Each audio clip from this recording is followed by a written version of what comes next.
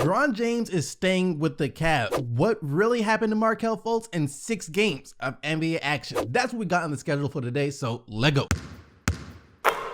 Yo, what is up guys? It's me, Zachary, back bringing some more daily NBA news. You guys already know that you are the real MVPs for coming back each and every single day. Can't thank you enough, but now let's just get into everything that went down yesterday. I said yesterday that with this new Cavs team, it should be the end of all the drama with the Cleveland Cavaliers, and I strongly believe that there should be not nearly as much drama coming out about the Cleveland Cavaliers, but that doesn't mean that it was the end of the Cleveland Cavalier related news. As we did get reports yesterday that could make some people very happy, other people maybe not so much, and then the rest of us, well, it'll make the rest of us feel something. But anyways, we got reports yesterday from an NBA executive saying that it is very likely that LeBron James re-signs with the Cleveland Cavaliers after this season. I would have said it was a 50-50 proposition that he would go back to Cleveland this summer before all of this, even a week ago. I think this moves it more in the Cavs' favor. They're younger and deeper. If the lifestyle is all the same to him, and I don't know that it is, I think he would stay in Cleveland. I would put it at 50-50 a week ago. Now something like 75-25 that he stays. Even if they don't win this year, they've given themselves room to grow. So there is that from an NBA executive, but that's not the only thing that came out yesterday suggesting that LeBron James is going to stay with the Cleveland Cavaliers. Take a listen to what a reporter said that J.R. Smith said about LeBron James. I spoke to J.R. Smith after the game. J.R., LeBron, Tristan Thompson, Kevin Love, the only 4 guys remaining on the Cavs team from the championship team of 2016. And J.R. said they had a conversation on the plane, and he said, man, look at all these different faces we have now. And LeBron said, yeah, we got a squad now. Actually, he said, we have a real squad now. I said after yesterday's video that it seems like the odds of LeBron James staying with his new Cavaliers team after the win over the Boston Celtics, after he saw how happy he was on the court, are much higher now than it was before they made these trades. And what made me think that even more is once again what he said in his interview after the game, how it's his job to keep all the new guys happy and excited about playing for the Cleveland Cavaliers while they try and develop a winning culture. And when he said that, it made me believe that he's thinking about staying, because why would he care about developing a winning culture with the Cleveland Cavaliers if he's going to leave after this season? It just wouldn't make sense. So this whole LeBron staying in Cleveland thing is starting to look more and more realistic. I know we just talked about Markelle Fultz a couple of days ago, but we got a couple more very important reports to report on. And the first one is this: after yesterday's Philadelphia 76ers game, Joel Embiid gave his whole stance and opinion on what's going on with Markelle Fultz. I don't know what the origin of the problems are. I'm still trying to figure that out, but I don't feel like a lot of people around him have had his back. He's only 19, and that can be hard. The people that are around you are supposed to support you that aren't supporting you. It's hard. First off, Joel Embiid clearly knows just as little about the Markelle Fultz situation as we do, which is kind of concerning, because that means that Markelle Fultz doesn't even really know what happened. If Markelle Fultz knew what happened, then I'm sure Joel Embiid would know what happened, and Joel Embiid would have just told us right there, unless he was given direct orders from the Philadelphia 76ers upper management not to say anything about what happened to Markelle Fultz. As for the whole people around him not supporting him thing, I don't really know what people he's talking about. He could be talking about people within the organization, so Markelle Fultz's friends, his family. It could be a bunch of different things, but it does suck that the people who are supposed to have his back don't. However, that's not the only report that we got about Markelle Fultz. We got another one saying that the Sixers are now turning to virtual reality to try and help him remember how to shoot. With Fultz, there is a different motivation to get him behind the VR goggles. The Sixers, according to multiple sources, wanted him to be able to visualize the mechanics he'll use in a game, to remember how easy it was for him to once rise up and shoot the ball from anywhere on the court, and to be able to do so without the glare of the cameras, without other people around him, without pressure coming down on him from all angles. Turning part of a teenager's job into a video game is one way to relieve the stress of the situation. So they are using VR to try and help Fultz remember how to shoot without any of the pressure or stress from actually being on the court. And after reading that,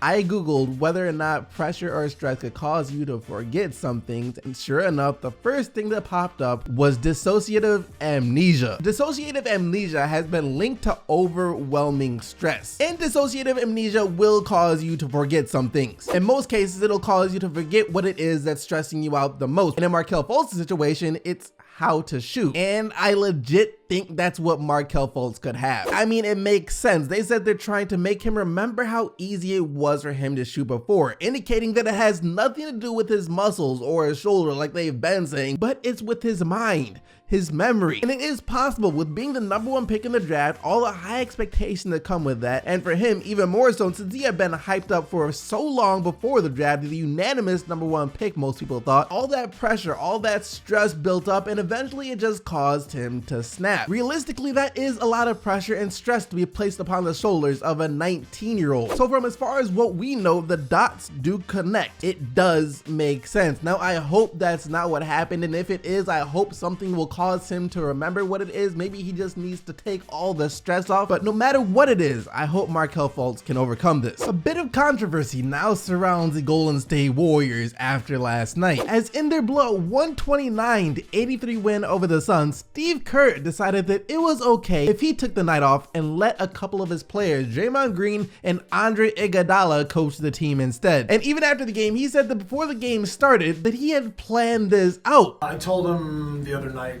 after the last game that we were going to do it. You know, it's their team. I think that's one of the first things you have to consider as a coach. It's not your team. It's not Bob Myers' team. It's not Joe Lincoln's team. Although I'm not going to tell Joe that. It's a player's team. It's their team, and they have to take ownership of it. And as coaches, our job is to nudge them in the right direction, guide them.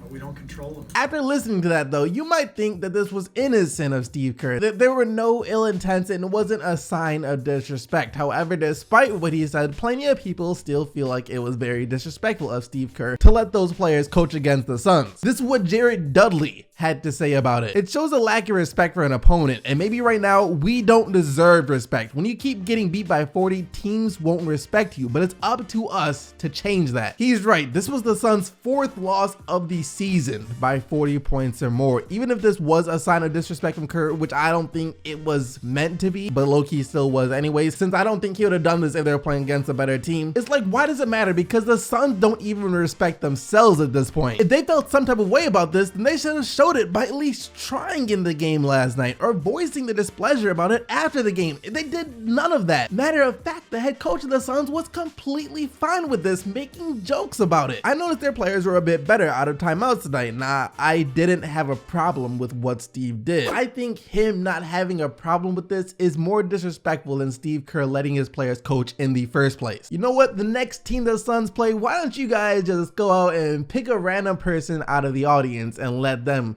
coach the game for you, because obviously it doesn't matter at this point. That's going to lead us to the question of the day though. Do you guys think this was a sign of disrespect from Steve Kerr? What do you think about this entire situation? Let me know down in the comment section below. But now let's take a look at what you guys said in yesterday's video. And yesterday, after Damian Lillard said that Donovan Mitchell is hands down the rookie of the year, I asked you guys who you think the rookie of the year should be, Donovan Mitchell or Ben Simmons, and here's what you had to say. I wouldn't be surprised if Simmons and Mitchell got co-rookies of the year like Jason Kidd and Grant Hill. In my opinion, Mitchell is much more impressive than Simmons, but a result of popularity in the bigger market for Philadelphia compared to Utah, the only way Mitchell wins Rookie of the Year is if the Jazz make the playoffs. Most of the comments were favoring Donovan Mitchell. I think people just like Mitchell more since he came out of nowhere. As for Simmons, we already knew that he was going to be great, so Mitchell does have that going for him. As for the whole co-rookie of the year idea like Grant Hill and Jason Kidd were, I don't know if that's going to happen again. I don't know if I want that to happen again. I just want them to pick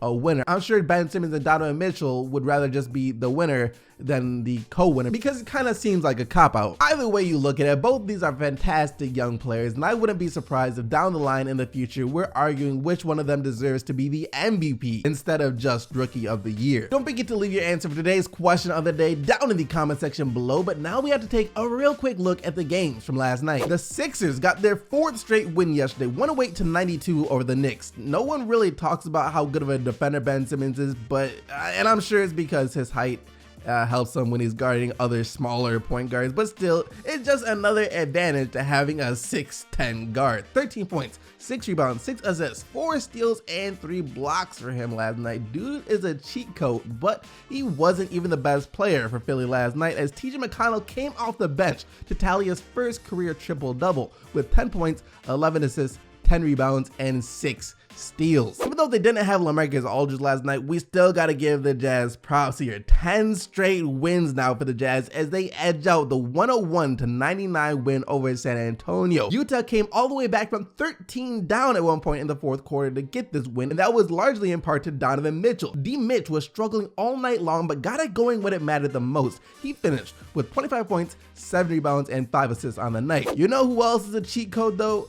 Anthony Davis. There is no defense in the world that can stop AD. I mean, there isn't any way you can guard someone who is as big as he is, as strong as he is, as athletic as he is, can shoot from anywhere on the court, and can pull the ball down on the court and take you to the rim. It's just not possible. The Pistons learned that again last night as AD got the Pelicans 118-103 win over Detroit. Davis with 38 points and 10 rebounds on the night. Zach LaVine came up clutch for Chicago, as with the game tied at 101, he stole the inbound pass from Jonathan Simmons for the breakaway dunk that ultimately gave Chicago the 105-101 win. LaVine with 18 on the night, while Markkanen chipped in 21 of his own. Lastly, the Clippers got the relatively easy win of the Nets, 114-101. I don't know if it's a good thing if they'll be in the playoffs or a bad thing. Like, would you rather have the playoff experience as a team or just get a better pick in the draft? 7 guys scored in double digits for LA though, led by DeAndre Jordan and 16 points and 17 rebounds. That wraps up all the action from last night. Hope you guys enjoyed the video. If you did, be sure to smack that like button and subscribe to the channel so you don't miss out on more daily NBA news, as well as join the quest to 200,000 subscribers, hashtag a milli in a year. Remember to vote for the player of the day, but also remember the only players whose team won are eligible to win player of the day. And yesterday that player was none other than Victor Oladipo and his 30 points, 9 assists, 8 rebounds, and 6 steals. Thank you once again for watching. I'll see all of you right back here tomorrow, but until then, I am out of here. Peace!